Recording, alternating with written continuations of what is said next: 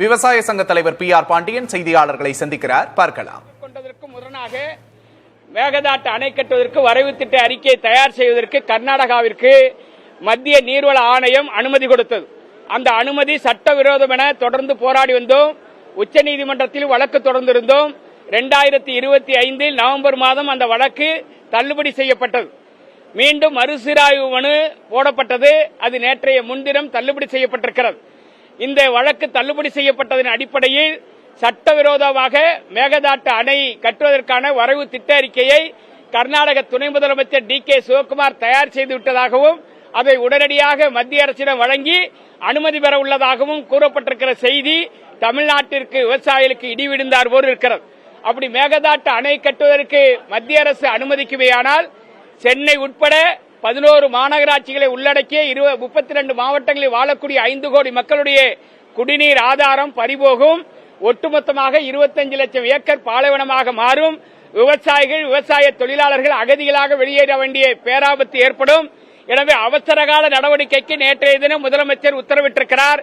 உடனடியாக உச்சநீதிமன்றத்தில் காவிரி குறித்தான வழக்கறிஞர்கள் குழுவை வலிமையாக்கப்பட வேண்டும். அவசர வழக்கு தொடர்ந்து உச்சநீதிமன்றம் நடுவர் மன்ற இறுதி தீர்ப்புக்கு முரணாக வழங்கியிருக்கிற இந்த வரைவு திட்ட அறிக்கைக்கான அனுமதியை ரத்து செய்ய வேண்டும். கீழ்ப்பாசன விவசாயிகள் ரைப்பேரியன் ரைட்ஸ் என்று சொல்வார்கள். அதற்கு முரணாக புதிய அணை கட்டுவதற்கு கர்நாடகாவிற்கு அனுமதி இல்லை என்பதை ஏற்கனவே திட்டவட்டமாக நடுவர் மன்றம் கூறியிருக்கிறது.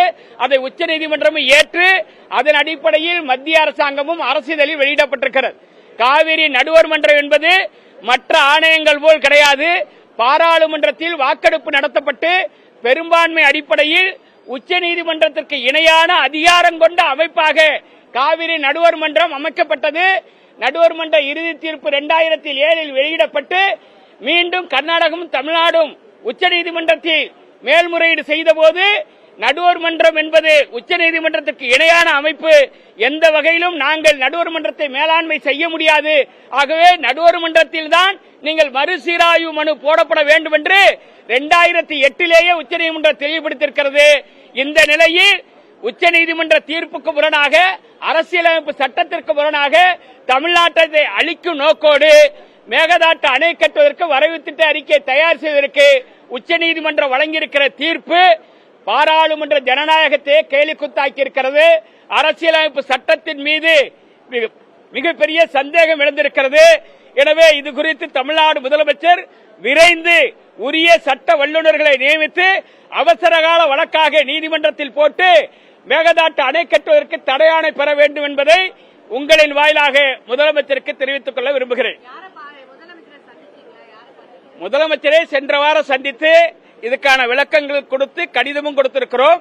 தற்போது நேற்றைக்கு முன்தினம் மறுசீராய்வு மனு தள்ளுபடி செய்யப்பட்டதால் இன்றைக்கு அவசரகால நடவடிக்கைகளை மேற்கொள்ள வேண்டும். கடன் தள்ளுபடியில் விவசாயிகளுக்கு பயனில்லாத நிலை தொடர்வதால் அந்த கடன் தள்ளுபடி நடவடிக்கையை நிறுத்தி வைக்க வேண்டும் என்று கோரிக்கை மனுவை நமது வருவாய்த்துறை அமைச்சர் மாண்புமிகு செங்கோட்டையன் அவர்கள் மூலமாக முதலமைச்சருக்கு கொடுத்திருக்கிறோம். அவர் முதலமைச்சருக்கு எடுத்து சொல்லி உரிய நடவடிக்கை எடுப்பார்.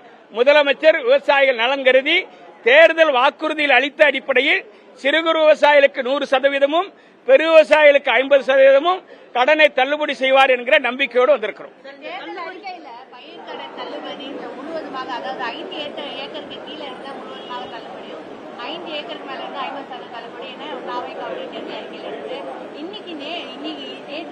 விவசாயிகளுக்கு அந்த அறிக்கைன்னு பாத்தீங்கன்னா குறுகிய விவசாயிகள், சிறு விவசாயிகள் பிரிச்சு அதுலயும் பாத்தீங்கன்னா 50% எப்படி பாக்குறீங்க? குறு விவசாயிகளுக்கு 50,000 வரையிலும் கடன் தள்ளுபடி என்றும், சிறு விவசாயிகளுக்கு கடன் 1 லட்சத்திற்கு மேல் வாங்கியிருந்தால் 5,000 என்றும் அவர்கள் அறிவித்திருப்பது எந்த வகையிலும் விவசாயிகளுக்கு பயனளிக்காது. இது மகளிர் குழுக்களுக்கு மட்டுமே தான் இந்த கடன் அறிவிப்பு பயனளிக்கும். உணவை உற்பத்தி செய்யக்கூடிய விவசாயிகள் கடனை திரும்ப செலுத்த முடியாமல் தற்கொலைக்கு தள்ளப்பட்டிருக்கிறார்கள். எனவே அருள் கூர்ந்து அதை மறுபரிசீலனை செய்ய வேண்டும் என்று முதலமைச்சருக்கு முறையிட்டிருக்கிறோம். ஆகவே முதலமைச்சர் விரைந்து நடவடிக்கை எடுப்பார் என்று எதிர்பார்க்கிறோம். அமைச்சர் செங்கோட்டையனை சந்தித்த பின்பாக தலைமைச் செயலகத்தில் PR பாண்டியன் செய்தியாளர்களை சந்தித்ததை பார்த்தோம். மேகதாது மற்றும் விவசாய கடன் தள்ளுபடி தொடர்பாக உரிய நடவடிக்கை எடுக்க வேண்டும் என்று கோரிக்கை விடுத்திருப்பதாக தெரிவித்தார்.